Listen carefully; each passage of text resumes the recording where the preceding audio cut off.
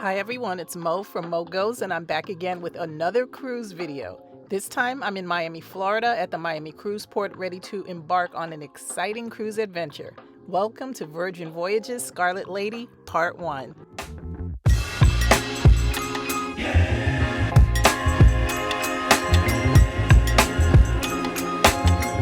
We've heard so much about Virgin Voyages over the last few years, especially from friends who've cruised with Virgin before. The week before Christmas 2025, we got our chance to experience what a Virgin cruise has to offer. This was a 5-day, 4-night cruise with 2 ports of call. The first, Grand Turk, Turks and Caicos, and the second, Bimini, Bahamas. Instead of a physical cruise card, Virgin Voyages issues wristbands to each passenger. It's basically wearable smart technology or a tracker that serves as your room key, contactless payment for onboard purchases, and even the casino. It also pinpoints your location for services like Shake for Champagne. I have to point out how smooth the check-in process is with Virgin as compared to other cruise lines. Our embarkation time was 3:45 p.m. and since we arrived a half hour early, we went straight to our designated holding queue until we were ushered inside. From there, the line moved quickly and smoothly. We entered the ship on deck 7, which is where Sure Things, the excursion desk, is located. We went straight to our muster station for check-in, then we took the midship elevators up to deck 14 to find our cabin. We booked cabin 14154Z, which happened to be right off the midship elevator bank and stairs. I wasn't expecting it to be so close, and luckily our room attendant was standing right there waiting for us. My goodness, right here. This is great. Awesome. Ahoy, sailors! Our assembly stations are now open for check-in. At your leisure, please make your way to your assembly station, as shown on the back of your cabin door or in the Virgin Voyages app. Before you check in, press play on our safety video, as available on your in-cabin television or on the Virgin Voyages app. All sailors are required by international law to watch this video to ensure you know where to go and what to do in the unlikely event of an emergency. First thing we did was watch the required safety video, then we headed up to deck 15 for the sail away party.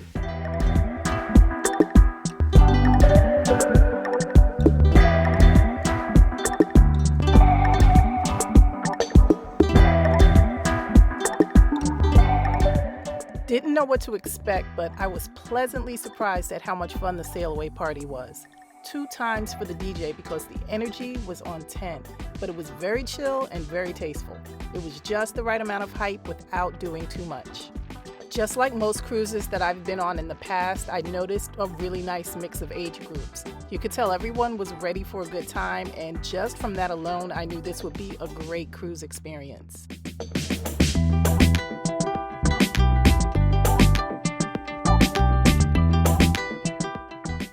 There was an MSC ship passing us as they headed out to sea.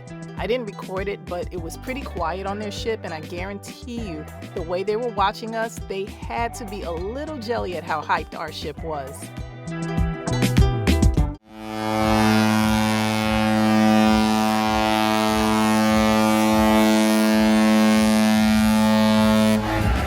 I have so much to cover from this cruise, so I'll be breaking it up into 3 parts. Part 1 will be dedicated to our scheduled excursions.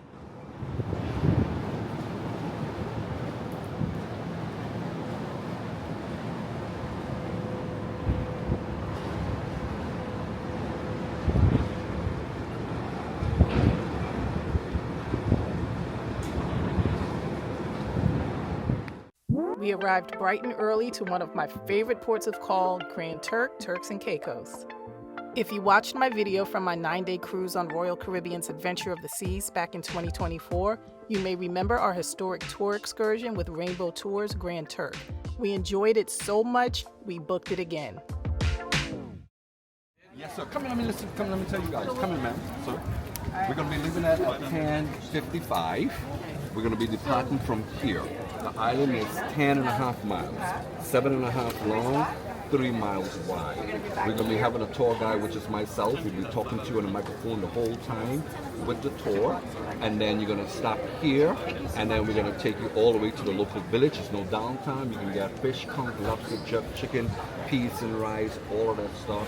You're going to get also, when you stop there, you're going to see the 7,000 feet. Then you're going to go down to the last place of the island where the donkeys are at. You'll see the donkeys, you might see them get bad. And at the same time, seeing them get bad, you will have a chance to see our hospitals, our schools, our cemeteries, little businesses, the salt ponds. You're going to see everything of this 10.5 miles island for 2 hours. And it's guided and narrated, and microphone speakers, and beautiful scenery that you're going to have. You're going to leave out 10:55, be back by 1, a little after 1, and you'll have an awesome time for $25 a person. Okay? And you pay cash. It's going to be great. You guys want to do it? Yeah. Oh, yeah. Well, you can sign up with the lady right there. We took your tour last year, so we came back. Sure did. With me? Yeah, sure did. I did a YouTube video and everything. Girl, stop that. Yeah. What's your name? I gotta shout you out. A big draw for this tour is the fact that it's so affordable. $25 per person. You can't beat that for such a great tour. One of the main reasons I enjoyed this tour so much is because of the type of vehicle used. I love an open-air tram over a cold charter bus. I'm so glad to see they haven't changed it.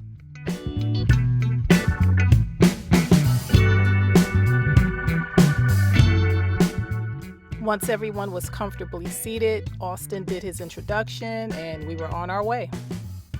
Once you leave the cruise port grounds headed to Cockburn Town, you pass a couple of major landmarks. First, McCartney International Airport, the one and only airport on the entire island. Along the same road is the famous Grand Turk sign, which is the quintessential tourist photo op must-do. Unlike the first time I did this tour, we stopped so everyone who wanted photos could take them. We passed a building that once served as the only prison on the island. You may be surprised at what happened here. At nighttime, in the morning, like about 1 or 2 o'clock in the morning, the prisoners used to jump over the wall, escape, they look for their loved ones, their girlfriends, go get drunk, and 4 o'clock jump back into prison, all right? That's what they used to do. The government say it was like a vacation home. Shut it down, baby. It's so hard to believe that this actually happened because this sounds like a fairy tale. Who breaks out of jail to run the streets and then come back to jail at 4 o'clock in the morning?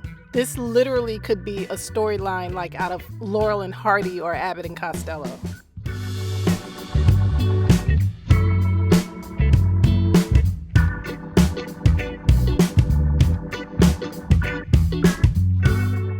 In the heart of Cockburn Town is historic Front Street. This is a one-way street that serves as an essential hub for tourists. You'll find a museum, shops, inns, stretches of beautiful beaches, and a number of food options. Lots of vendors set up shop here, selling everything from fruit, beverages, clothing, jewelry, and even souvenirs. Words just cannot describe how good the food smelled wafting through the air in this area. Even though I wasn't hungry, I had to go over to Jucky's food truck just to check out the menu.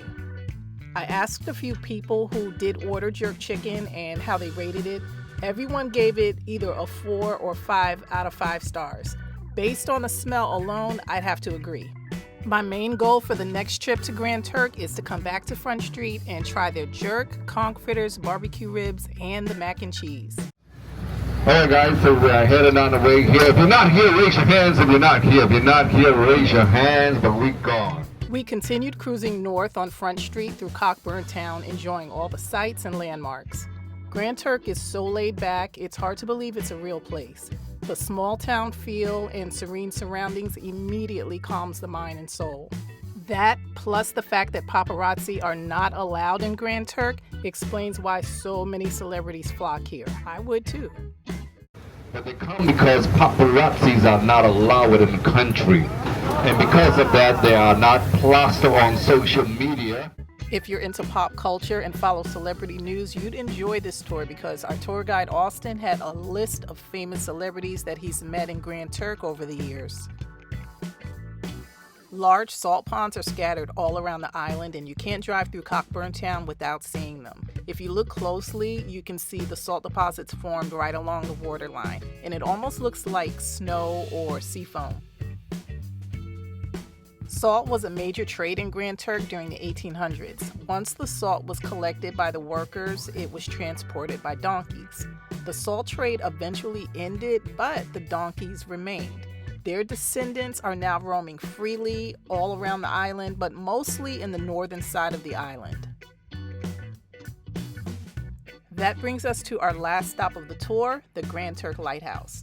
We only had 15 minutes to explore the area, so I didn't think that was enough time, and I decided to just stay on the tram. The donkeys are literally everywhere, so you really have to watch where you step. Another reason why I decided to stay on the tram.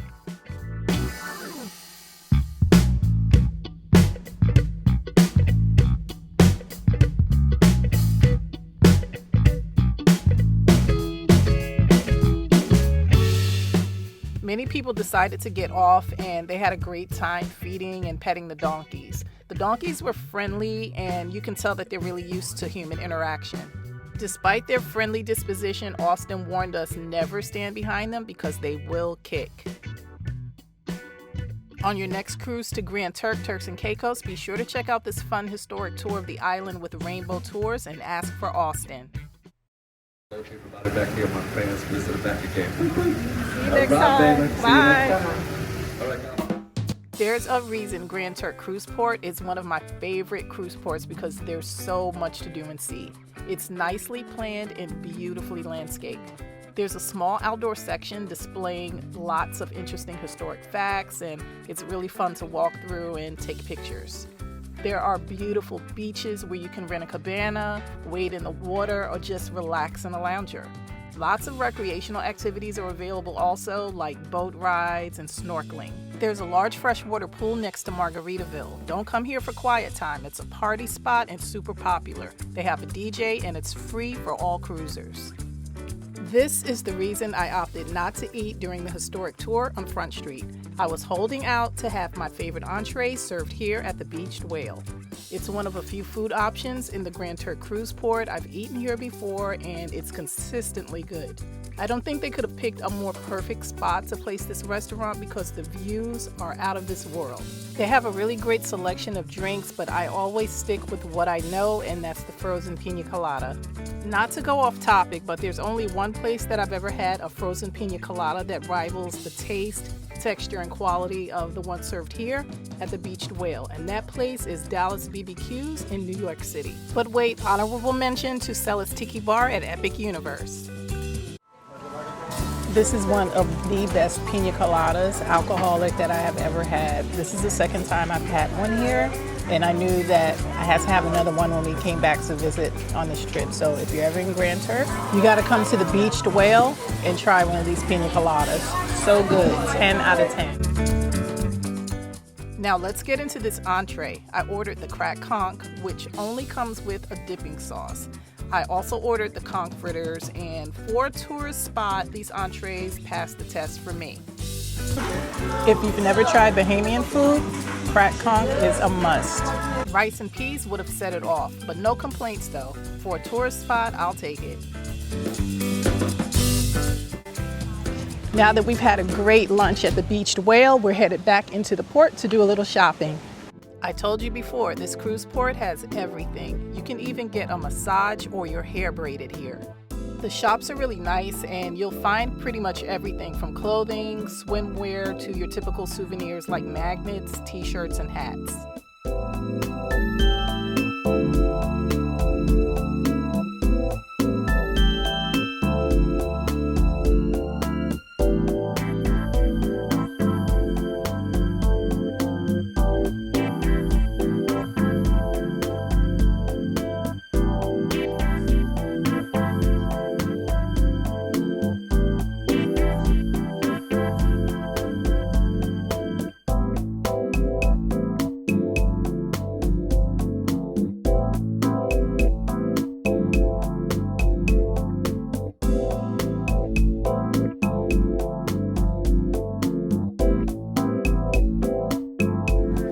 Great time in Grand Turk, exploring the port. Now we're headed back to the ship.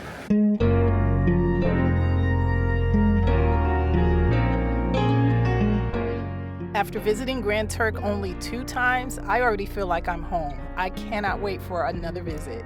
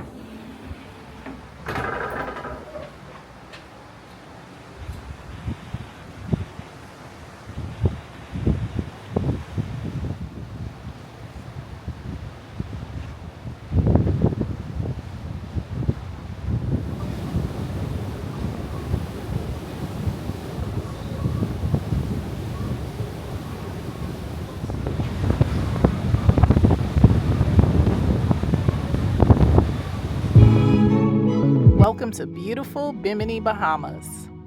Debarkation was scheduled for 9 a.m., so we were up bright and early, ready to get the day started.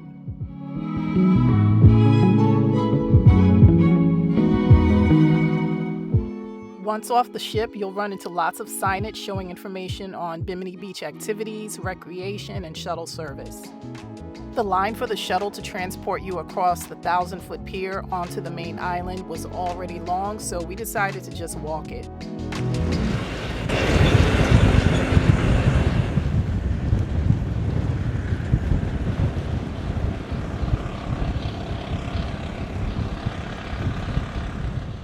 You know, I'm always going to take every opportunity to get my steps in for the day, so it was an easy walk, the views were beautiful, and it was totally worth it.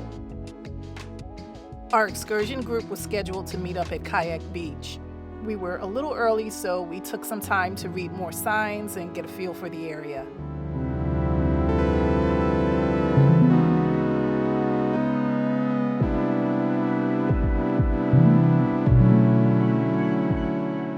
Once the tour guides arrived, everyone was signed in and separated into their groups. The sign-in process also included each guest signing a waiver.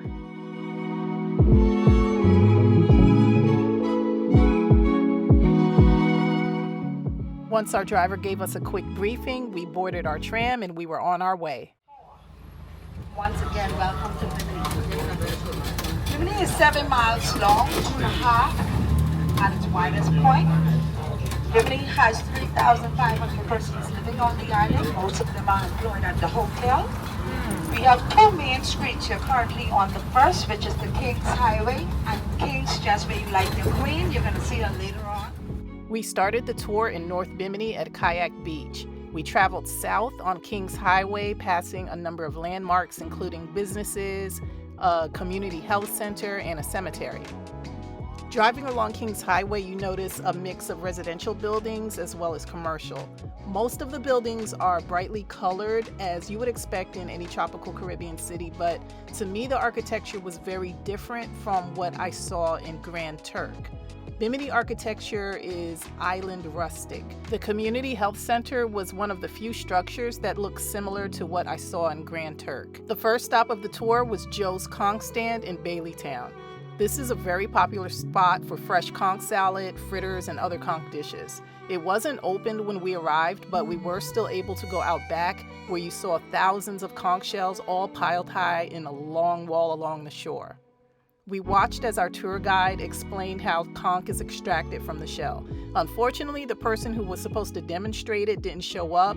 I'm very familiar with this process, but it still would have been nice to watch. We passed another historic landmark called Heroes Park, and then we stopped at the Bimini Craft Center. Here you'll find a few local vendors selling souvenirs like t-shirts, hats, bags, and handmade trinkets. For your convenience, public restrooms are located in the Craft Center. We learned quite a few historical facts about the island of Bimini and about a few famous people with island connections. Did you know that Congressman Adam Clayton Powell Jr. owned a home on the island? His friend, Dr. Martin Luther King Jr., visited Bimini a couple of times, and he stayed at Powell's house. As we approached our next stop, the tour guide pointed out South Bimini. This is a more laid-back section of Bimini, and it's where the airport is located. It's accessible via a $3 to $5 ferry ride. We walked up a slight hill on a dirt path through towering, whispering pine trees that eventually opened up to a secluded rocky beach. This is the site of the Gallant Lady shipwreck.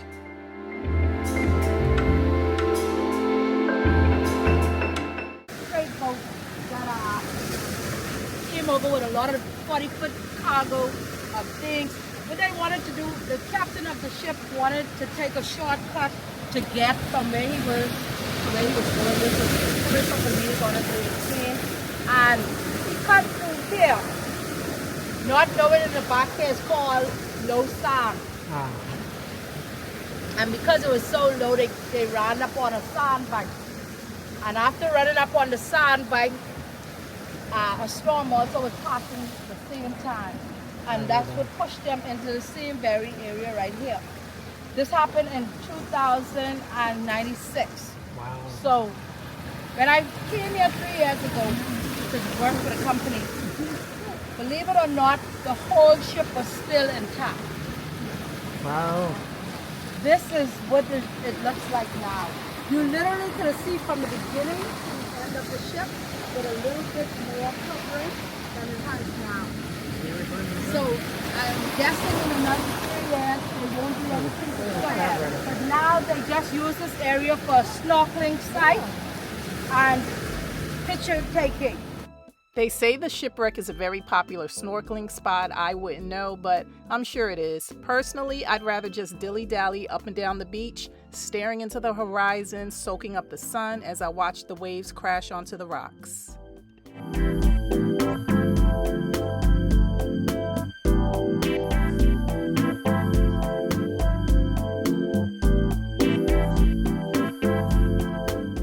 If you haven't noticed, the roads in Bimini are very narrow, and I didn't see many big SUVs like in the States. The cars driven here are mostly compact, but the main mode of transportation seems to be golf cart and moped.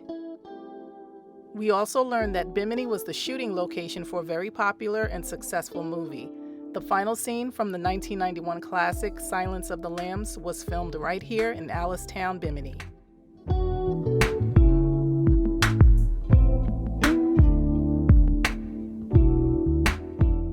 We exited the tram on a side street, then headed up the road for about 1.5 blocks until we reached an eye-catching structure. Welcome to the Dolphin House. This is probably one of the most unique structures I've ever seen, as it's comprised of unusual building materials like mosaic tiles, ceramic tiles, glass, shells, and other things. It's located in Allentown on Queens Highway. It was designed and built by Sir Ashley Saunders himself starting back in 1993. No machines touched this structure according to Mr. Saunders. He sometimes gives the tours himself, and today he shared some very interesting facts.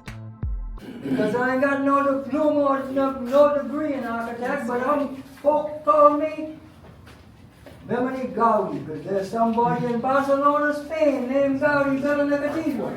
And a lot of the people say that, the ones who've been to Barcelona, Spain, said this resembles a lot of Mr. Gaudi's work in Barcelona, Spain. Wow. It does. I can tell you one thing, I don't know who's Gaudi, and I don't never been to Barcelona. But I bet you But he we got been the here. same taste. He And been if you here. say it looks a lot like Gaudi in Barcelona, Spain, you telling me that he's my companion. And that we are in the same category. No, sir. A world-class artist, folks. Some people say this is beyond genius.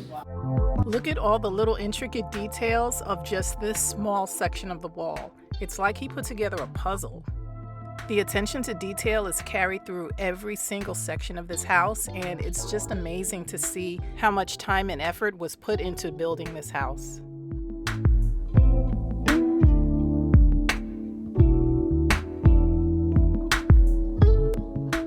As beautiful as everything is, it's literally almost overwhelming and overstimulating because there's so much going on every wall, every corner of every room. It's like so much, but it's beautiful at the same time.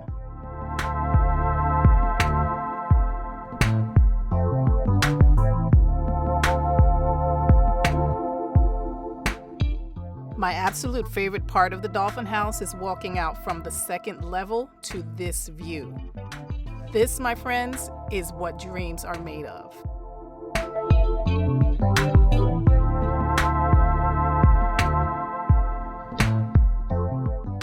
Outside, we went up another level on a very narrow and steep stairwell that leads to another section of the museum. It's a lot smaller than the second level, but it's filled with lots of trinkets and artifacts, many of which are for sale.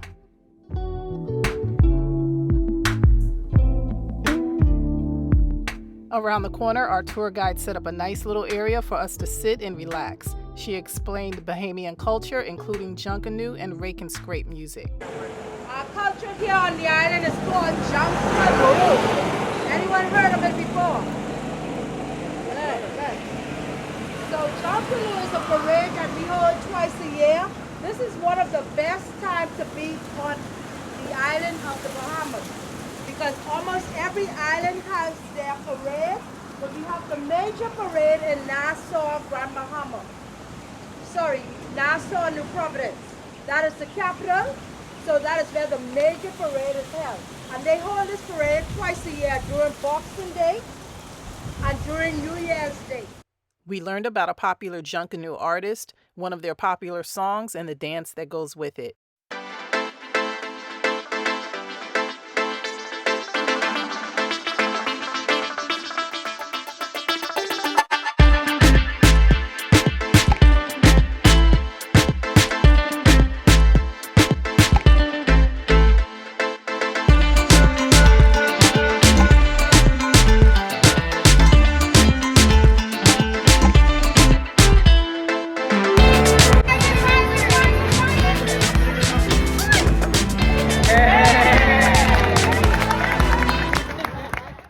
They had a nice spread of sample treats and beverages for us to try. I was already familiar with all of these things. I grew up eating Bahamian cuisine, but it was really nice to have, especially the Bahama Mama.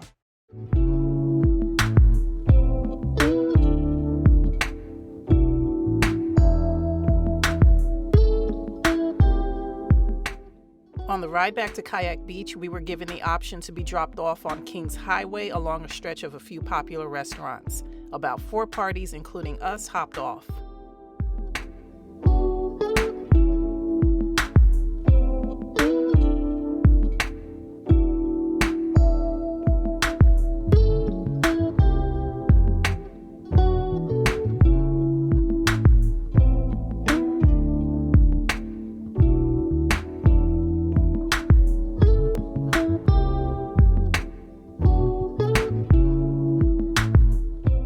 Right before we got dropped off, we learned that Bimini was the shooting location for a very popular and successful movie. The final scene from the 1991 classic Silence of the Lambs was filmed right here in Alice-town, Bimini. As soon as we jumped off the tram, we headed straight to Smitty's Beach Bar and Restaurant.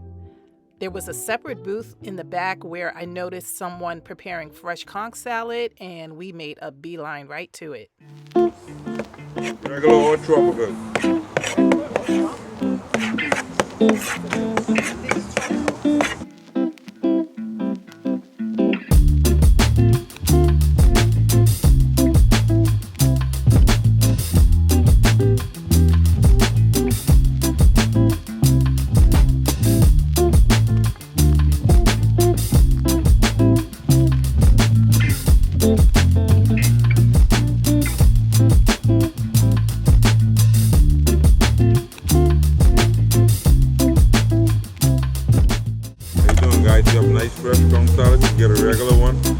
Tropical, all orders made fresh, squid of the ocean, squid on the board, none already made. As much as I wanted to order a conch salad, I decided to wait and get a full lunch instead. So we checked out the menu, everything looked great, but for some reason all they had were burgers and fries. I didn't come to Bimini for burgers and fries, so we walked about 4 minutes down the road to My 3 Daughters restaurant.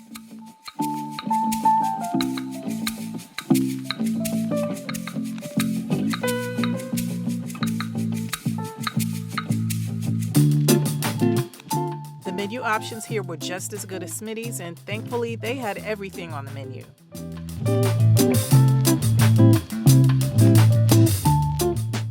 This restaurant is a typical down-home mom-and-pop spot, and the service was excellent.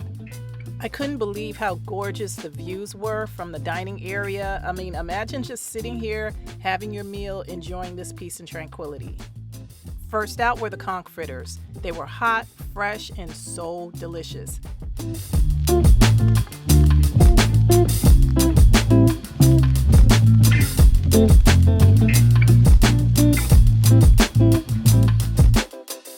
Next, the entrees. I ordered cracked conch with mac and cheese and plantains. Jay got the same, but with rice and peas instead of mac and cheese.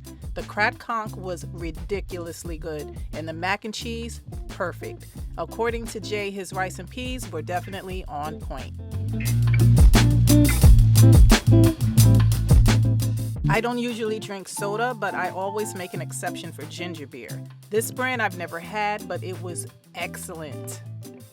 We just got finished having lunch at Three Daughters. This was some of the best Bahamian food we've had. So on your next trip to Bimini and you want to try delicious, authentic Bahamian food, you must check out Three Daughters. It's very easy to find. It's on Kings Highway. The island is pretty small and it's pretty simple to get to. You could walk if you're ambitious. It's probably about a 10-minute walk from Kayak Beach. You can also rent a golf cart or you can take a taxi. It's up to you. At the restaurant, I earned a new subscriber to the channel. Shout out to my new friend with the pretty light brown eyes. I hope I see you and your family again on my next trip. Not gonna lie, I was a little concerned about walking the rest of the way back to Kayak Beach. It really is an easy walk. Put it like this, if you can walk 20-30 blocks in New York City, you can walk up and down Kings Highway in Bimini. Next, we went straight over to an area called Fisherman's Village in Marina. This complex is like Grand Turk Cruise Port, except it's connected to the Bimini Resort World. As I explored the grounds, I noticed this really cool photo op. It was a giant Adirondack chair, and I thought this would be the perfect opportunity to get some cool pictures and video footage. No one was around, but of course, as soon as I started filming, here comes everybody out of the woodworks, but it's all good.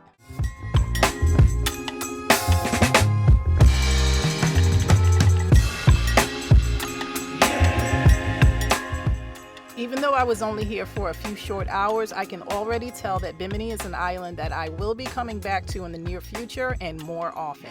I've already started lots of research on places to stay, things to do, and restaurants to try on future visits, and I'm so super excited.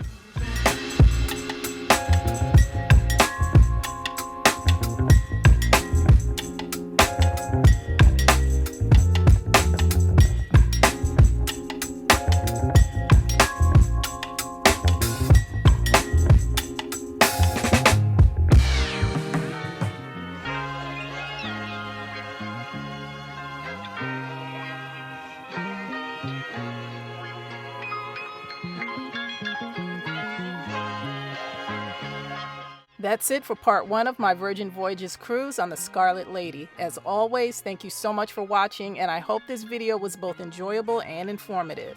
Part 2 of this cruise is coming soon, so be sure to like, subscribe, and share. And until the next video, see ya.